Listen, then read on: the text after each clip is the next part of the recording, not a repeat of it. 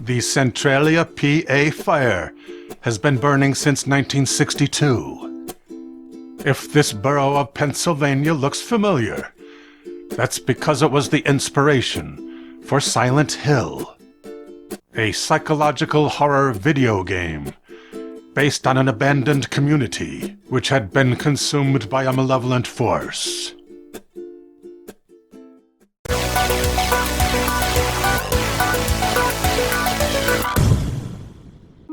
The mining of coal was effectively finished in the borough for more than 3 decades before the fire department accidentally ignited the Centralia fire.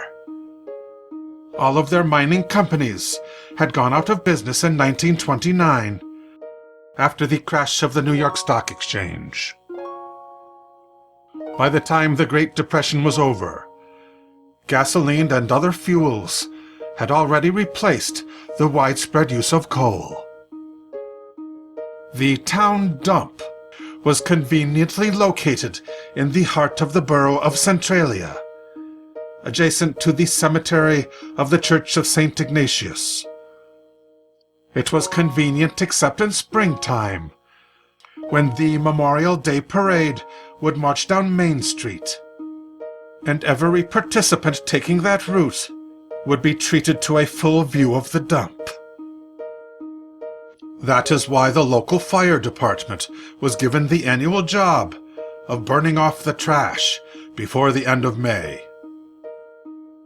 The dump was also the site of one of the old mining tunnels, and when the controlled burn of 1962 was not properly extinguished by the firemen, it spread to an underground vein of anthracite coal, a vein which everyone thought was played out. Anthracite burns hot and slow. They tried to extinguish the embers using sand. They tried to smother it with ash. Thousands of gallons of water were poured into the tunnel, with no success. They dug one enormous trench to act as a firewall, but the combustion was already too far spread underground. Then they ran out of money. The coal fire advanced so slowly that it was barely perceptible for almost 2 decades, except for the occasional plume of poisonous smoke rising from the ground. Then in 1979, the owner of the local gas station, John Coddington, was measuring the level of fuel in the tank buried on the property.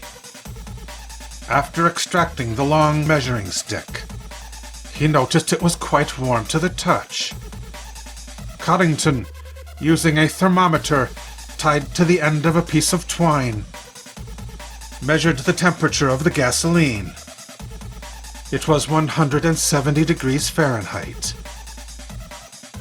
The temperature at which he had been pumping gas into the cars of his customers was only 130 degrees. There was no threat to life until 2 years later, when 12-year-old Todd Domboski was playing in his grandmother's backyard, while investigating a wisp of smoke rising from the ground near a black walnut tree. A 50-foot chasm opened suddenly beneath him. He fell in, and his head was below the surface, but he was able to grab onto the roots of the tree, and he cried for help. His cousin Eric could hear him yelling, but could not determine from which direction came the calls, until from the crest of a hill he saw a bright orange hunting cap still perched on top of Todd's head. Eric pulled his cousin to safety. The bottom of the pit was later measured at 600 degrees Fahrenheit, and the level of carbon monoxide was so high that it would have meant the end for Todd Domboski. Pennsylvania state government in 1992 decreed the town evacuation was no longer voluntary, but mandatory. The highway which ran through the borough, Route 61, had been a main artery of statewide travel since Pennsylvania was founded. But the Centralia section of the highway was plagued with fissures, from which sulfurous gases belched. Now it was abandoned, and a permanent detour was built for Route 61.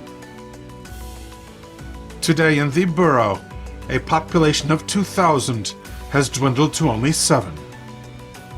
The few houses still standing require special chimneys to vent the noxious fumes from underground.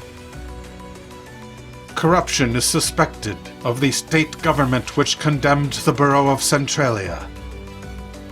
It may have been complicit in a fraud, allegedly perpetrated by the business interests which would ultimately repurchase the mining rights for the entire area. There are other veins of coal here, deeper veins, worth many billions of dollars today.